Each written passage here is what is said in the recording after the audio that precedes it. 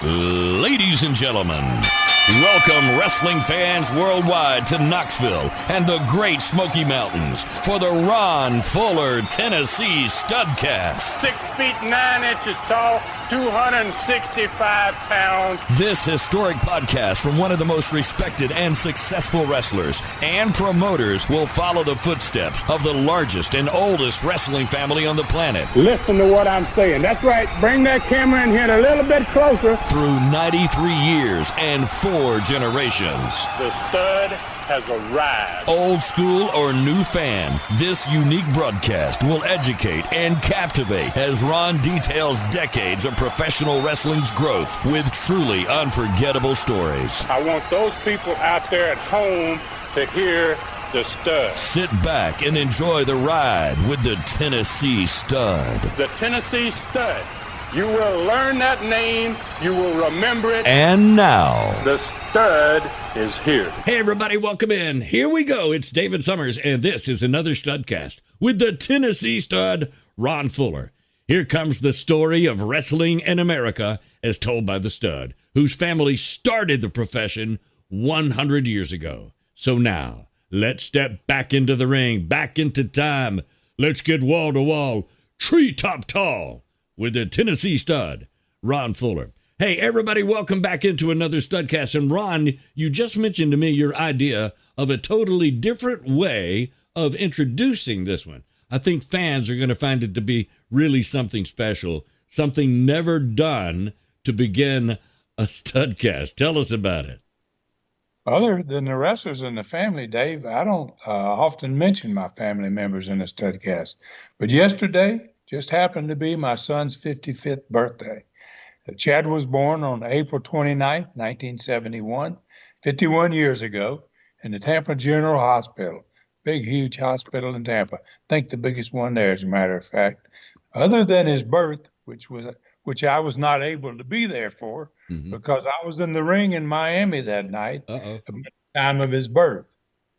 So, I'll come back to my son here in a few minutes, but there was something else pretty remarkable about that day, especially for the city of Tampa. They'd been building, a new airport for the city for a long time.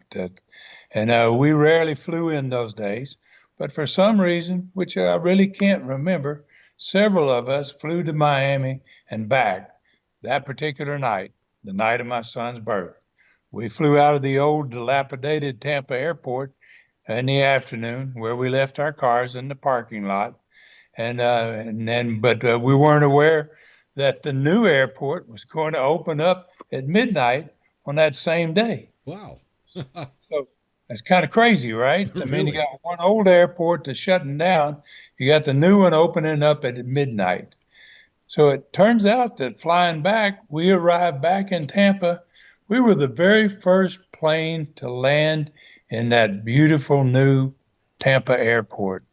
But then we realized when we got our bags that we were miles away from where our cars were at the old airport. Way around on the far side of town practically, right? I mean, it was at least probably 4 or 5 miles away from where our cars were parked at that point. So, but actually it worked out to be a very good deal for me, because if we had driven, as we usually did, I wouldn't have been back in Tampa for another 3 hours after the plane landed. And so, I got to see my little boy, 3 hours earlier than I would have. I had a second son born almost 2 years later, West Palm Beach, where I was the only wrestler living there in West Palm Beach. And I was sent there kind of to run the local promotion of that market down there. And I've had many fans over the years ask if my sons were wrestlers. They were born, obviously, in the early 1970s. And neither were nearly old enough to think about wrestling as a career until up around the mid-1990s. That would have made them around 20 years old. But by then, Vince McMahon Jr. had made clear, his plans to dominate the sport. And I really didn't like where wrestling was headed at that point. I didn't want to push him there because I just didn't. I could see that this is not what is good, what it always has been. And I got to say, I'm very proud of my son for what he has accomplished in his life. And he and his family live in a small city in the state of Kentucky, a little town called Raceland. He drives a specialized truck, Dave, that fills locomotives with fuel in a giant railway yard in Ashland, Kentucky, one of the biggest railway yards in America. Wow. Okay. That's pretty amazing that he has a career like that and does something like that. All right, and listen, I've met Chad before. He's like as tall as you are, right? Oh yeah, yeah, and now so is my grandson Charles. Yeah, He's definitely. going to be a senior in high school next year. Yeah. And in fact, Dave, they're both a little taller than I am at this point. Wow, I don't think I'm going to grow anymore either. So that makes me, I don't like looking up at them. Oh no, I understand because I don't think you've ever looked up at anybody except Andre. All right, that's hard to believe. Both of your son and your grandson are taller than you. That's crazy. Yeah, they sure are, man. And to prove it, I'll be using a photo of the three of us on this Studcast. On every Studcast, we always have a photo that goes with it, as well as the title. And I really appreciate this opportunity to talk about my family. And to you, Chad, out there, I hope you're listening. Happy birthday, and may you have many more, man. That is awesome. All right, it's a beautiful story, Stud, and happy birthday, and a happy birthday wish as well to Chad. All right, so let's dive into Studcast number 397. We're only 3 short of 400 of these, and that you've done every week practically. All right, so since every one of these new Studcasts now with video can be found only on the TennesseeStudStreaming.com channel, we're honored to have all of your listeners as subscribers. In order to ensure the future success of this site, we would certainly appreciate it if you could tell a friend or a neighbor about us whenever possible. And Ron, I know you spend a lot of time on all of these Studcasts. Yeah, Dave, I really do, man. It takes me about 10 hours to produce and to record each of these weekly episodes. And each is basically a labor of love for me, man. Each one brings me back so many wonderful memories about this particular one. We will be only 3 Studcasts, as you mentioned earlier, away from 400 episodes. That's pretty amazing. Absolutely. It's an amazing record, Ron, and I'm going to use the calculator on my phone to break that 400 episodes down in time, knowing each one takes 10 hours to produce and record. That's 4,000 hours that you've worked on Studcast alone. And when I divide that by the 24 hours in each day, that means you, as a member of the oldest and largest wrestling family on the planet, you have spent 166 total days of your life telling yours and your family's experiences with your version of the history of the sport. Absolutely incredible. Oh, wow. So, I've never taken the time to think about it that way, Dave. Those numbers are pretty staggering, man, and amazing. But let's get back to break down episode number 397. This one has 5 videos in it. They're going to total about 30 minutes. I think it's about the first time that we've hit that 30-minute level with one of these of real action, which is a new record since we started using these actual videos.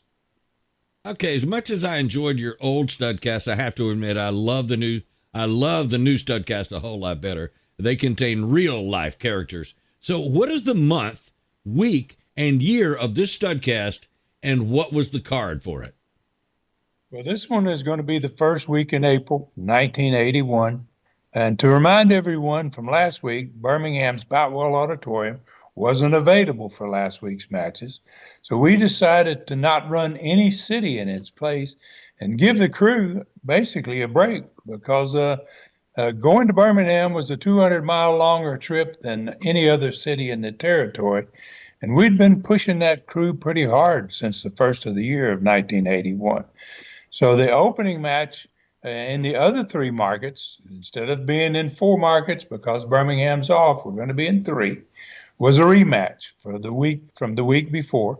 Robert Gibson was going to be again facing Ted Oates, one of those two very competent wrestling brothers out of Columbus, Georgia, Ted and Jerry Oates. And so both Bob and I agreed that having the kind of match that those two guys had, we watched it from the week before, that we decided we'd book them back against each other again, because the type of match they had, man, was good for wrestling, good for the crowd and good for the business. Second match was a special challenge match between two of the best wrestlers in the world at this point. Stan Lane, young guy, but he's already there at that point. Jerry Stubbs, definitely one of the best. And this one was a challenge match. There was no belt involved in it at all. And then we'll get into a reason for that a little bit later here. The Alabama Heavyweight Championship was on the line. Two more of the best wrestlers in the world squared off against each other. Masa Saito was defending against Paul Orndorff.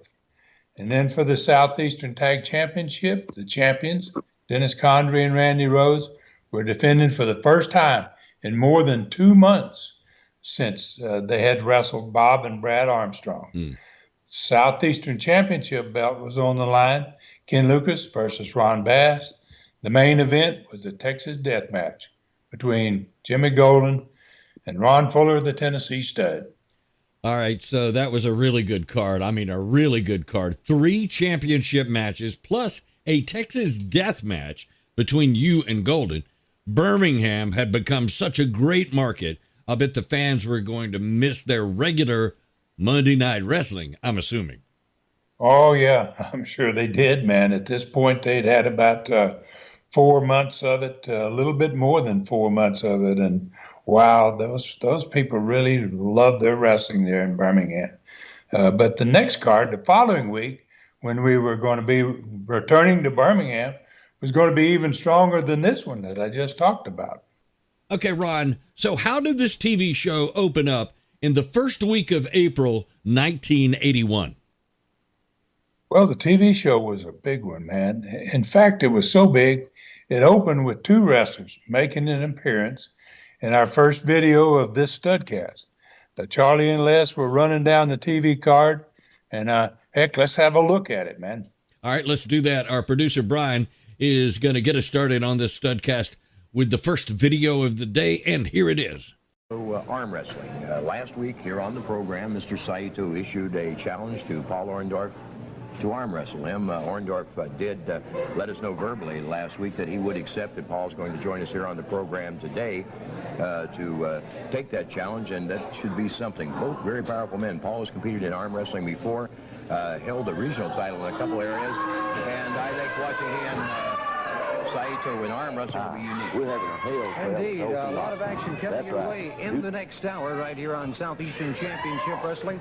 And I think that it's great to know, Les, that the news is out that the Armstrongs, Bob and Brad, are returning to tag team competition throughout the Southeastern Wrestling That's area. right. Certainly they're opposing combinations. Paul? Excuse me, Les, I just want to say something. I'm aware that the challenge that was made to me last week by Condrey and Rose with me against Saito arm wrestling.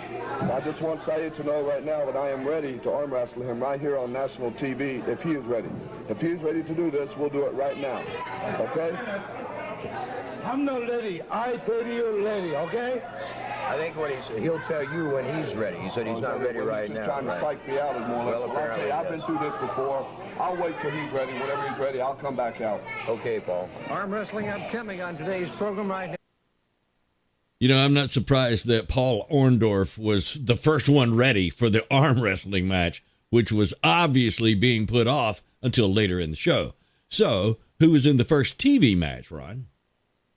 Well, the next one is this TV match is actually a video in itself, and it was going to get the fans engaged early and carry over basically into the second match from the arena that was going to be from the arena match, And it was going to basically set the tone for a lot of the other things that were going to happen in this show. Like I said, this show was really loaded. So let's just turn it over to the ring announcer, Dave, and let him take it from there. Okay, for some reason, it feels like we are really going to have a lot of these today. All right, so our producer, Brian, it's time. Let's do it. To my left, at a combined weight of 423 pounds, Charles Odom and Brad Armstrong. Their opponents at a combined weight of 472 pounds, the current Southeastern Tag Team Champions, Randy Rose and Dennis Condrey. Rose and Condrey. Randy Rose and Dennis Condrey, the Southeastern Tag Team Champions, out against Charles Odom and Brad Armstrong. Certainly the size factor goes with the champions in this particular match. It will be Brad Armstrong starting for his team, and looks like Randy Rose out for the champions. Rose and Armstrong circling, looking for an opening here. Brad moving in, collar and elbow. Onto the ropes, and Brad spins around, and they're jockeying for that position now. Rose blocking, and Brad backing off hesitantly. Once again, and it's Rose in behind him. Flying mare, takedown, and a reverse chin lock. Randy Rose realizes that Brad Armstrong has that speed going for him, trying to lock him in early, hold him down, and contain him.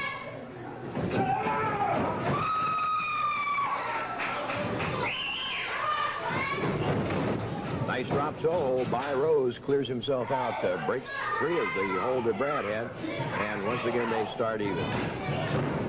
Brad comes up with the armbar now, windmills it.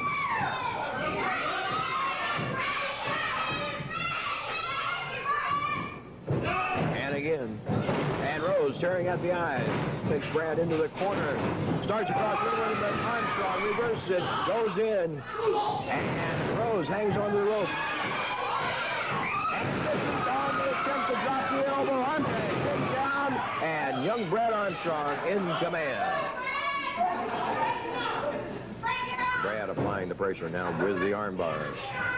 Rose up to his knees. He'll be looking for a handle here. Makes the tag, and that's his out.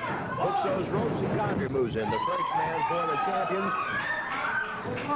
Thus far, no real advantage has gone to either team. Back in the grip center of the ring, Brad Armstrong, Dennis Condrey. Armstrong barring the arm, makes a tag with Charles Odom, full Nelson, and Brad Armstrong takes that opportunity to throw a right in, but Condrey brings it into a pinning position. Odom on the ropes, and we have the break. Charles Odom improving with each outing, Charlie, gaining confidence, getting some ring savvy, and of course you take this young man and put him out against some tough competition like Rose and Condrey. One of two things: you either got to be attentive and on the ball, or certainly lose a lot of ground. Waistlock takedown by Condrey, blocking Odom's attempt to turn out on him. Hooks him, turns his man over. Odom's coming up on top now, on the block. Condrey double legs his man, dumps him. And into the ropes goes Charles Odom. Right in on him now, and Condrey not allowing anything to change his advantage, staying right on top of Charles Odom. Randy Rose in now for the team of Rose and Condrey, Southeastern Tag Champions. Into the rope goes Odom. A bit of double teaming there. You have to watch these two. They're well known for that, but regardless of their style, they are successful in that squared circle and the Southeastern Tag Champions. Elbow by Condrey. There again, double teaming by Condrey and Rose. Very effectively wearing down Charles Odom. They're staying on Odom here, Charlie. Coming up today, that arm wrestling, Mr. Saito and Paul Orndorff. 2 count on Odom. Tag made with Condrey now. Armstrong in to help out here, Charlie. Brad now trying to even things up. Rose staying on Odom. And Brad Armstrong working on Dennis Condrey. Holding with a headlock. Rose shoots him off, and Condrey trips him from outside the ring. That diving punch by Rose. He's got his man hooked. And he gets it. Bit of double teaming. And your winners of the match, the Southeastern Tag Champions, Randy Rose and Dennis Condrey. Brad Armstrong looking over the situation now. Rose from behind jumps Brad Armstrong. Both men now holding. Match over, Charlie, but Rose is going. There's Bob Armstrong. Shoving Rose off that top rope and evens things up. And it's the Armstrongs, Rose and Condrey, going at it.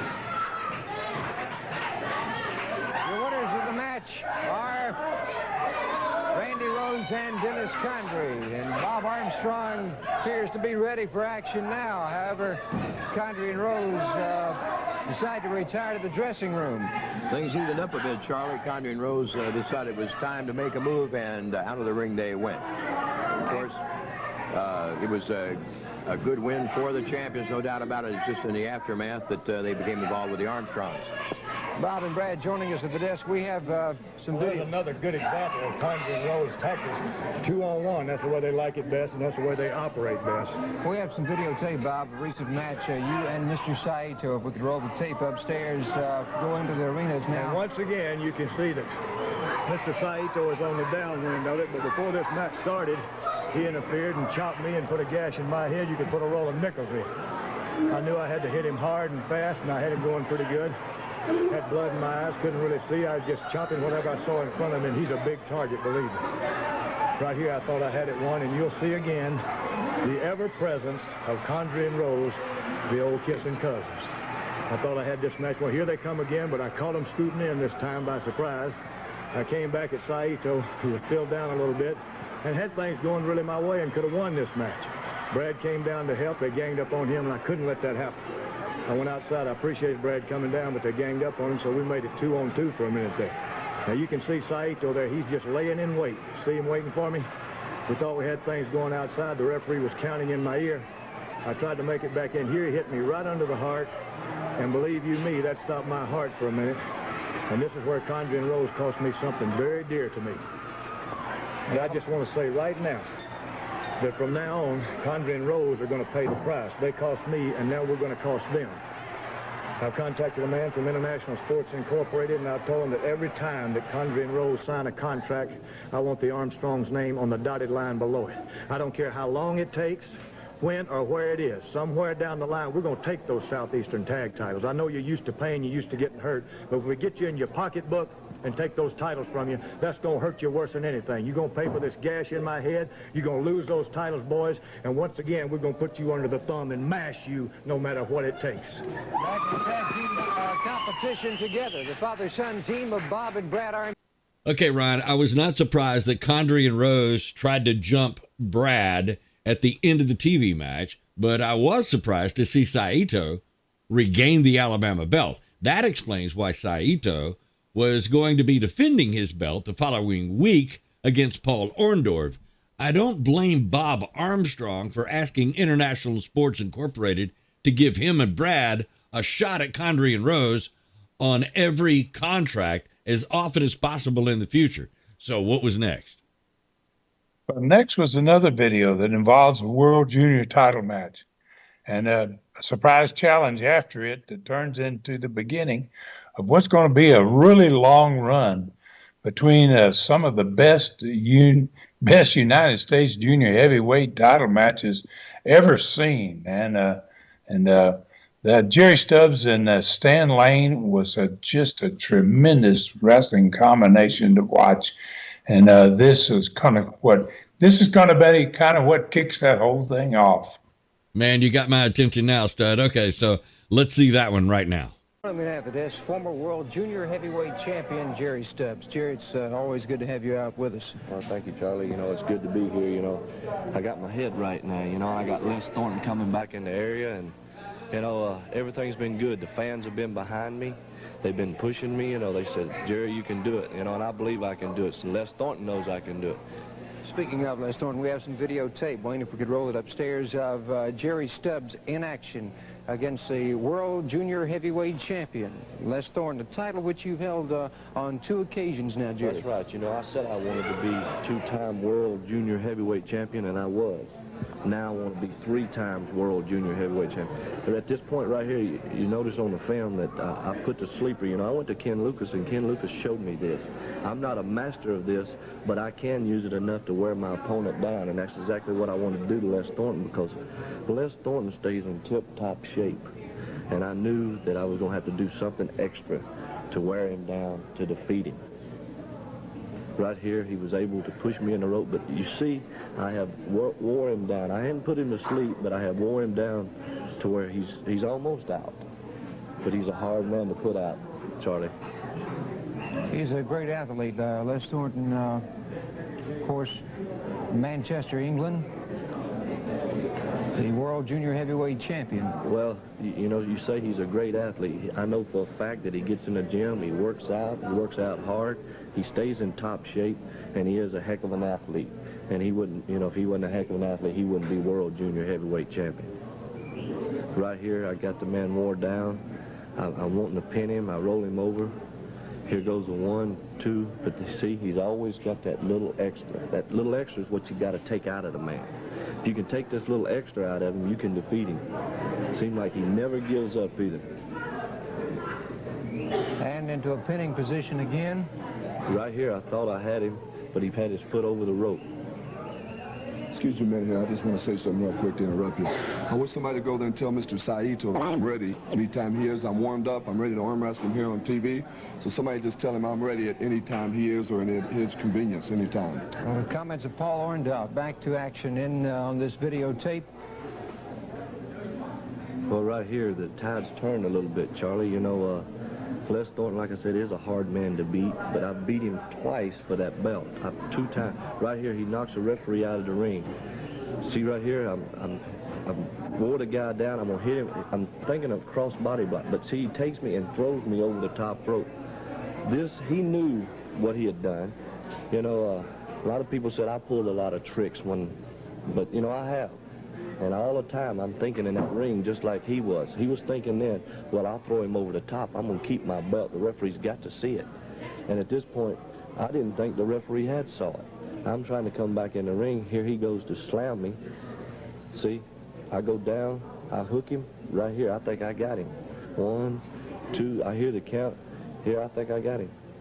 But the referee says no. He's trying to tell him that, he threw me over the top. Well, that's okay. Les Thornton, you elude me all you want. But I know for a fact that you didn't want to come back in this area down here. So...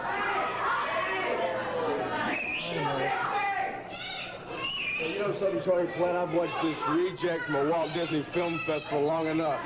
I've seen this stupid film on TV the past 3 weeks. I'm about to puke. Let me tell you something, Jerry Stubbs. What you were, what you have been means nothing now, because I am the U.S. Junior Heavyweight Champion. I represent the country, and I'm the only man who should face Les Thornton, and he won't even sign a match with me because he's afraid, brother. And you put that in your pipe and smoke it. So you think you ought to wrestle Les Thornton? As far as I'm concerned, the only thing you're a contender for is the Telly Savalas Fan Club Member of the Year Award, Stubbs. If you think you're math to get in the ring against this belt, get in the ring right now, boy. Come on, huh? You think you're math to do it? You want to wrestle me now? Hey, I'll kick your can right now on TV. I don't care where the hell it is. Come on. You're scheduled to wrestle Joe Turner at a match here. He wants to wrestle me. Well, you know, it really doesn't make any difference who I wrestle, so I'll wrestle him right now. All right, we're going. Let's go to the ring. And Stubbs, big jump by Lane going into the ring. We've got us an unscheduled main event any place in the country. United States Junior Heavyweight Champion Stan Lane, former World Junior and U.S. Junior Champion Billy Stubbs. Lane with a nice takedown, and certainly Lane moving now. But, Charlie, we should have quite a battle. But Lane taking that initiative, the reverse neck breaker, and still Stubbs not coming up. He was stunned early on as he entered that ring, and Lane taking full advantage.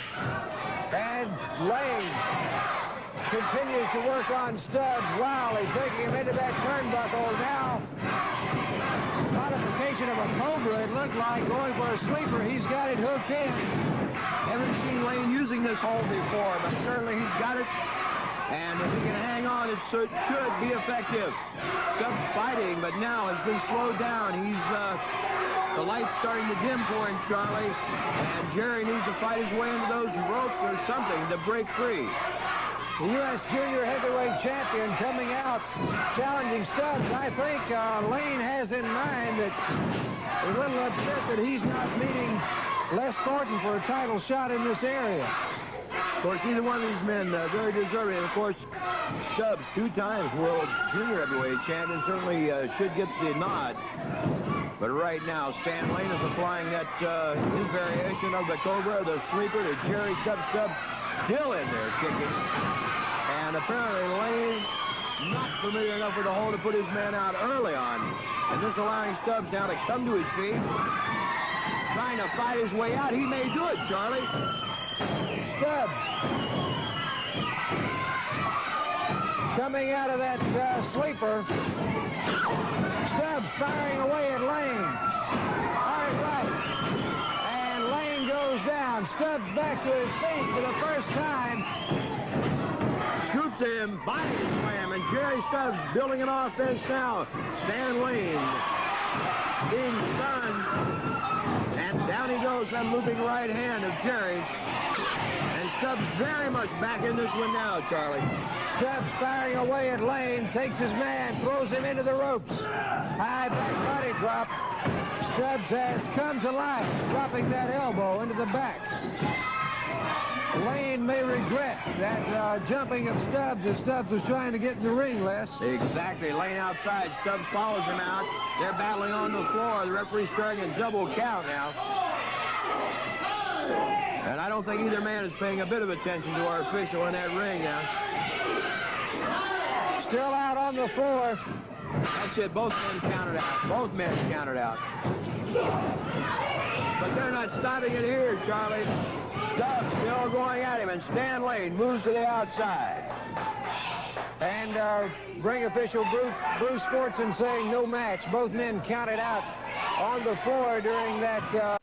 Well, got to tell you, that showed 3 of the best junior heavyweight champions in the world in that second segment of the TV show. And fans were definitely going to be seeing some fantastic United States junior heavyweight matches. That's for sure. All right, so go to the personality profile. Set that up for us. Well, we were headed, man, into the 3rd week of violent matches, basically, between me and Jimmy Golden. And this profile was pretty much all about the upcoming Texas death match that was going to happen this particular week. And it was obviously between me and Golden. And its rules, or lack thereof, was discussed by Jimmy Golden on the set with Charlie Platt and Les Thatcher. Jimmy was in Studio A, which was the big studio, and me and Les Thatcher were in Studio B.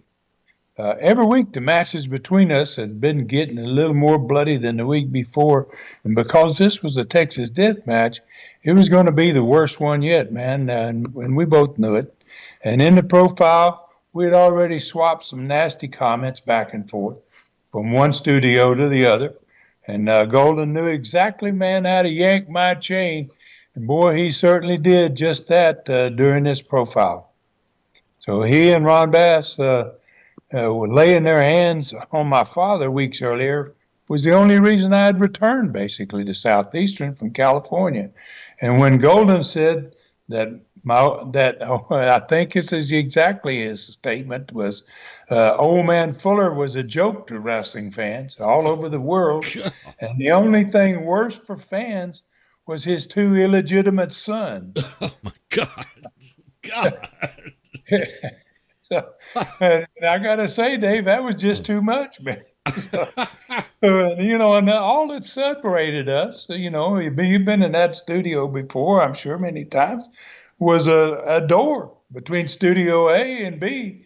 And that wasn't enough, man. So the studio crowd exploded because I came through that door. I was headed to get the Golden on the other side of the studio. No doubt. God. And Les was trying to hold me back, No, he knew. So he knew. Hey, wait a minute, wait. He's trying to hang on to me, and over there on the personality profile set was Charlie and Golden, and that was on the far wall. It was pretty far away from Studio B, between the regular TV set is set, but that profile set set between the regular set and the bleachers where the fans were. So Golden knew instantly when he saw me come through the door that he'd gone too far, man. So he jumped up from his chair next to Charlie and he took off running between the bleachers and the ring. I bet. Where the fans were. Yeah. To the opposite side of the ring, he was going to try to avoid me entirely, and get around the ring and into the dressing room on the far side. But he didn't quite make it. So I saw what he was doing and I cut him off, man. I crawled across the ring and I grabbed a double handful of his blonde hair, man, before he could get to the Hills dressing room. Wow. And at that point, man, it was pandemonium in the studio. I mean, wow. Everybody in the place was going nuts. And the Hills came to the ring. They had to come and get a hold of him. And then a couple of baby faces came and grabbed me and they drugged me from the ring. And so it was a little bit of a different profile. Well, I know I missed that show. I would surely have remembered that. And that is a crazy personality profile. All right. So what was in the next segment on the TV show? Well, they were going to be in our next video, as a matter of fact. It was a match between Robert Gibson and there was a new wrestler to Southeastern named Ted Allen. And Ted was from a small city of Rome, Georgia, man. And Ted was, he was becoming famous, basically for training young wrestlers at this point. He was pretty darn good himself. And one of those wrestlers, a couple of years later, a guy named Marty Lundy, was going to become a major star in the territory. Go on to be inducted into the Hall of Fame, as a matter of fact. And that Marty Lundy was actually Arn Anderson. Wow. Are you kidding me? So Ted Allen trained Arn Anderson. I can't wait to see how good Ted Allen was back in those days. All right, so Brian is going to show us how the Georgia boy did against Robert Gibson. Here it is. Corner to my left.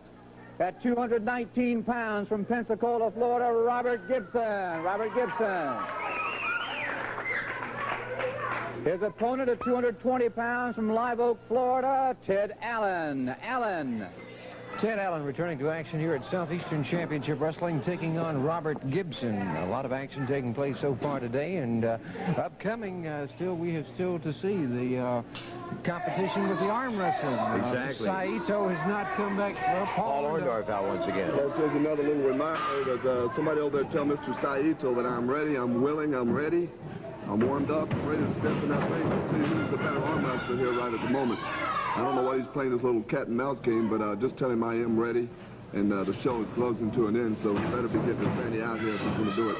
Okay, the comments of Paul Orndorff. Paul is ready to arm wrestle, has been since we opened this program.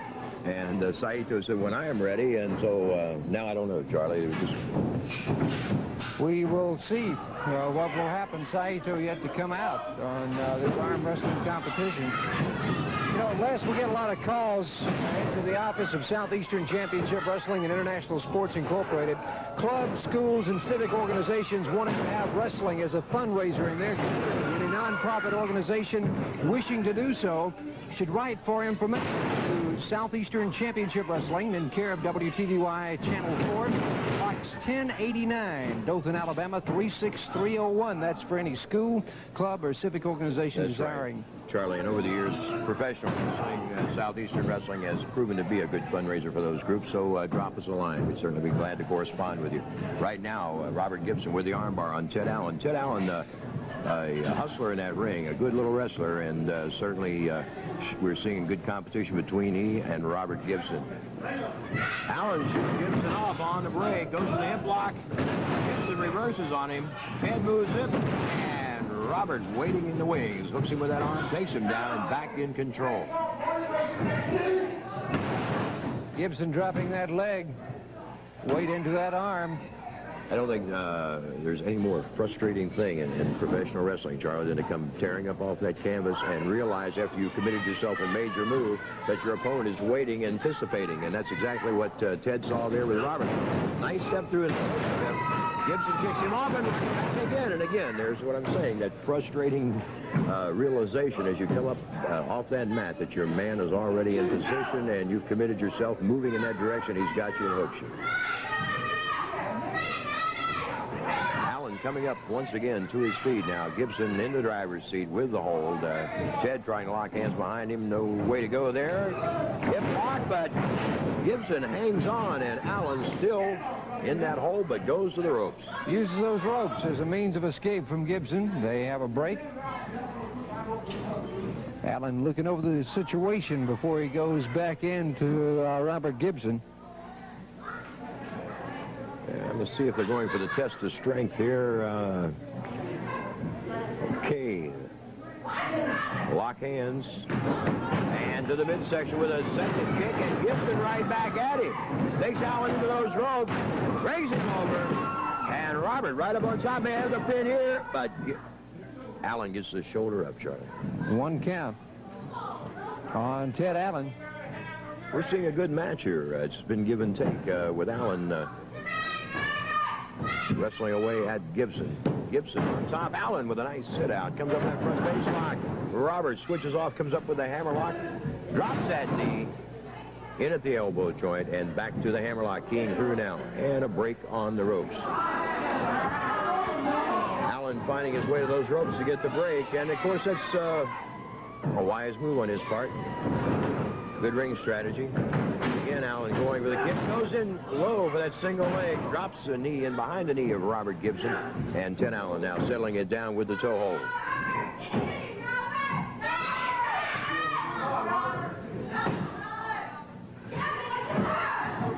Allen putting that foot in. And again, using his weight for leverage on that leg of Robert Gibson. Has that knee in a bit of trouble there. You see Robert limping on it. Allen right back to it. Ted's got that veteran experience, and he knows to go back to that weak spot. He's doing it here. Grapevining that leg, hooking it now. And he's working at that knee. Apparently taking the knuckles and going into that cartilage side of the knee. And again, Ted Allen down on the knee. Allen sets him up again, and in there again. Ted Allen tenaciously working away at that leg, Charlie, and if he continues and stays on top of Robert, he may put him away. Ted Allen using that rope again and dropping that weight into that knee. Gibson in trouble right now.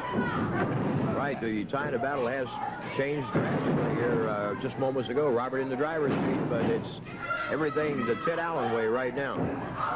Allen still concentrating on that left knee of Robert Gibson. Trapping the arms now. Got that double reverse hold, using his body to lay in and trap the legs. And from this position, there's not many ways you can go on the defense. That's a tough one. Yes, sir. There's an old saying in the profession, I had him tied up to where nothing could move but his eyeballs, and that was almost the case there with Ted Allen. Now Allen laying his weight in on that double toe hold. Gibson looking for the handle.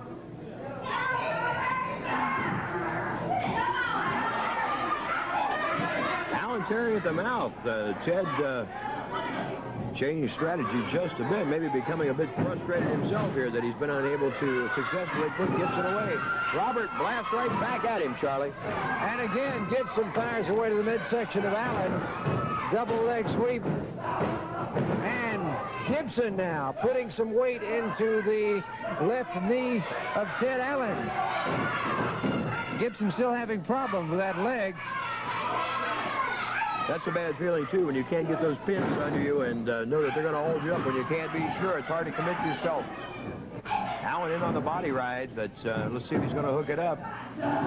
Cinches it up. Gibson trying to block it. But the body scissors applied now effectively by Ted Allen. Little rabbit punch to the back of the neck. Robert trying to lay his weight back onto Ted Allen now, but Allen Gibson moves. Allen rising right over and gets a 2 count.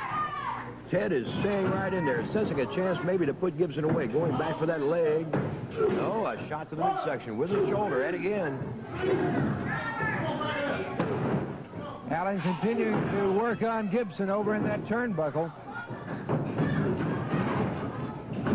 Allen, good with that shoulder right into the midsection. Oh, Robert up over the top, Charlie, and he's hooked his man. That's it. That was it. It looked like Ted Allen had things going his way there for a moment, Les, but... Man, that was a great match. I mean, a really good match. I'm glad you told us about who Ted Allen was, and even though he was new himself to the sport, you could see the toughness in Ted and why he did such a great job training Arn Anderson, no doubt. Yeah, he was a heck of a little trainer, man. So there was one other thing that happened after this match. Stan Lane, who had already had some of Jerry Stubbs earlier in the show, basically, then we watched that where he went and challenged Stubbs, interrupted what was going on between Charlie and Stubbs, and challenged Stubbs to take him on in the ring right then. There was another wrestler.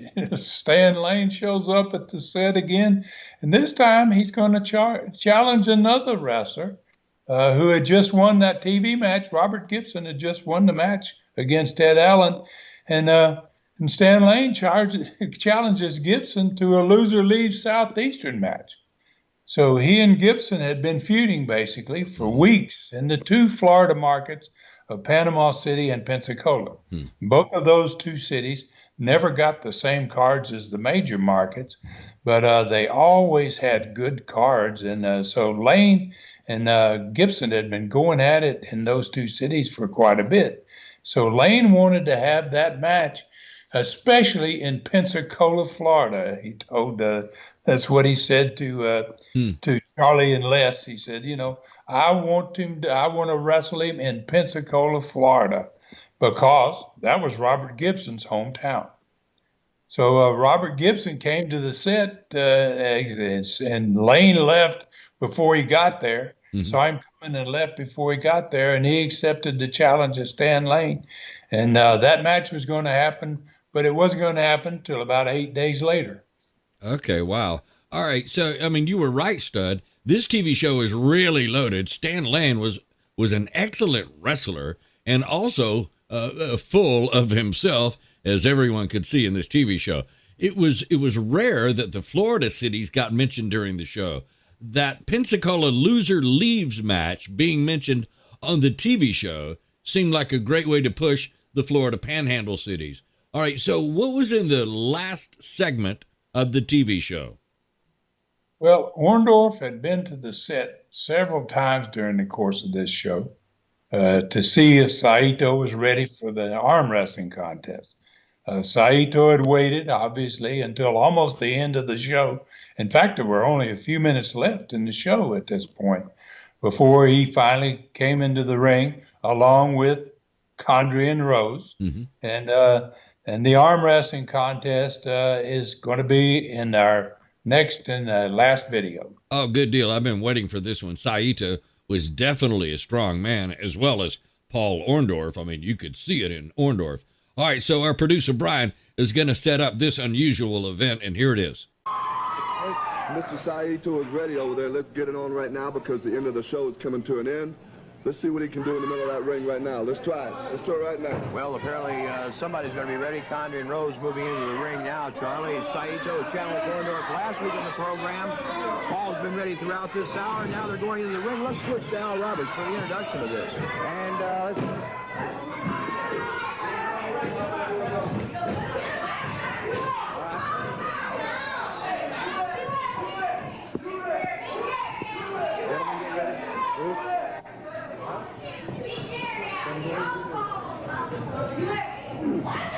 Just a minute.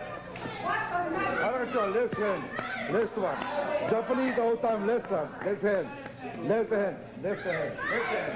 Left hand. I challenge you, left hand. Come on. Yeah, left one. Come on. You scare me? Huh? You chicken, you scare me, huh? Left hand. Left hand. Okay.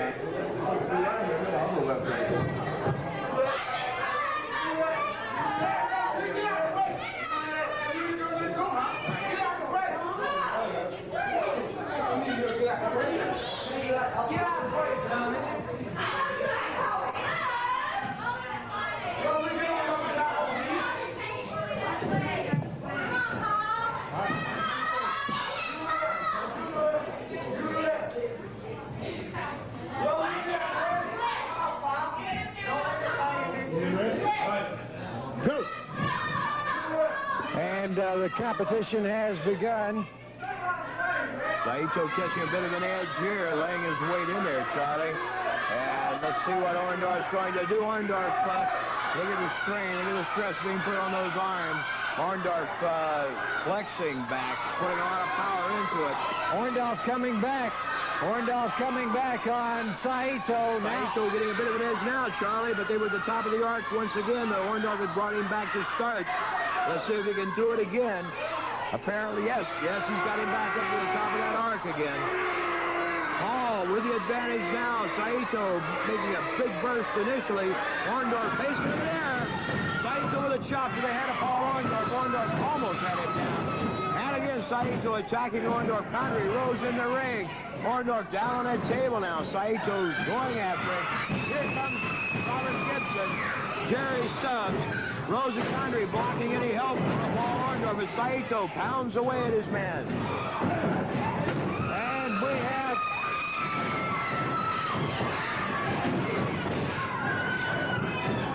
Brad Armstrong being kicked out of the ring by Dennis Connery. Stubbs Gibson makes it in there. Saito still blasting away at Orndorff. He's got him hurt. He's lacerated him, Charlie. And Rose, Connery, and Saito take off to the dressing room. Orndorff most upset at this point. Orndorff had almost put that arm down. Saito chopping him, and then you saw it break loose. Connery and Rose blocking all the other wrestlers from coming in. Paul being cut, lacerated across the forehead by Saito and taking quite a beating, Charlie. You know, Stud, as per usual, Dennis Connery and Randy Rose played a part in this arm wrestling contest, and I think it was the first time anyone had seen Paul Orndorff bleed since he arrived in Southeastern. I mean, this is really a great TV show. Well, this upcoming card, man, had some big changes in it coming. For the first time ever, obviously, Masa Saito was going to be wrestling Paul Orndorff.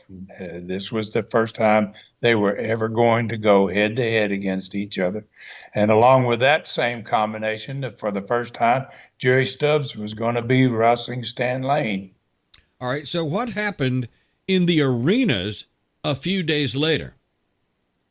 Well, first thing I want everyone to remember is there was no wrestling on the Monday night in Birmingham because there was a special event in the building that night, and so there was only 3 major markets instead of the 4 running the week. I think I mentioned that earlier, but that's why you're only going to get 3 major markets when we run this one down. Robert Gibson beat Ted Oates in a very good opening match, man. Those guys were kind of magic. Those 2 boys, they should have been wrestling opening matches in every city in the country, man. Wow. Jerry Stubbs and Stan Lane, they wrestled in the challenge match, and it was a very good 30-minute time limit draw. There again, these first 2 matches on this card had 4 great wrestlers in it, and really 2 super matches. And after what had happened on TV in the arm wrestling contest between Paul Orndorff and Masa Saito, Orndorff showed up mad, man. I mean, and Paul he was pretty hot-headed, and he didn't like the fact that he had got busted open by Saito on television, the days before that, and he went to the ring ready to beat Saito, and wow, he did just that. He won the Alabama Championship belt from Saito in their first match. And then in the Southeastern Tag Championship match, the Armstrongs versus Connery and Rose, both teams got disqualified because there was a lot of bad blood there. And then in the Southeastern Heavyweight Championship match, Ron Bass won the belt from Ken Lucas. So we had 2 title changes on that card. Wow. And then in the Texas Death Match between me and Golden, we did basically the same thing that we'd done in Birmingham the week before. That's when we had a Texas death match, and Birmingham got to see its Texas death match, but they got to see it the week before.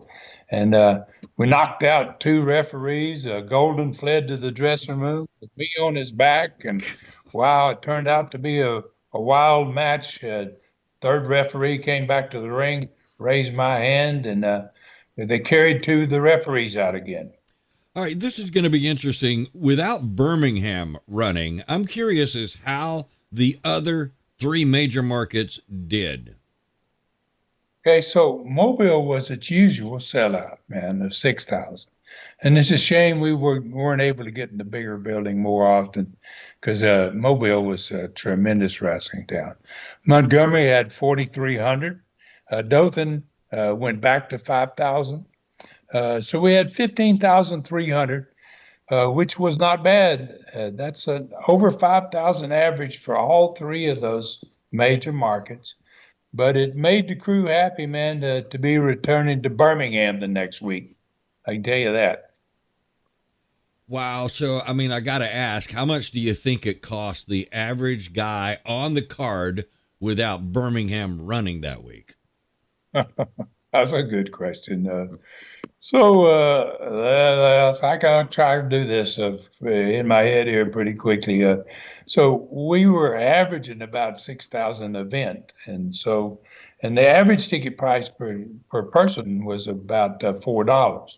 So that 6,000 people would amount to a $24,000 gross house in Birmingham. It had been doing around that figure, pretty steady at this point. And you take 30% of that money we were going to pay to the wrestlers. So that amounted to $7,000 basically that was going to go to the wrestlers. Wow. And there was 14 wrestlers on that card. So, that I think that comes out to be about $500 per wrestler. Wow. That being the case, if I was one of the wrestlers, I would never have wanted to miss Birmingham. This has been another fantastic TV show, Stud. So how do you follow this up? Where are we going to be riding next week? Well, as good as this card was in this Studcast, the remainder of the month, Dave, was in the month of April, 1981. Going to be some of the best cards in Southeastern history, man. We were going to do some things that had maybe never been done before. We were really pushing the envelope, man. And so we're going to have a huge month. And next Studcast, going to be another really big one. Awesome. All right, Stud, any final words for this one? Yes, sir, my man. I want to thank everybody, man. All of you out there, you subscribers that are listening to us, really, really appreciate your getting on board. Pass the word along if you can, if you're enjoying what we do, and please take care of yourselves and others, and may God bless us all. For Ron Fuller in the Great Smoky Mountains of Tennessee, I'm David Summers saying thank you for listening. Find me at davidsummersproductions@gmail.com. This Studcast is a David Summers production for Tennessee Stud LLC. Thanks for joining us today for this historic Studcast. The true story continues next week. So full Nelson your friends and point them in our direction for another ride with the Tennessee Stud. 1, 2, 3. This is David Summers saying so long from the Great Smoky Mountains.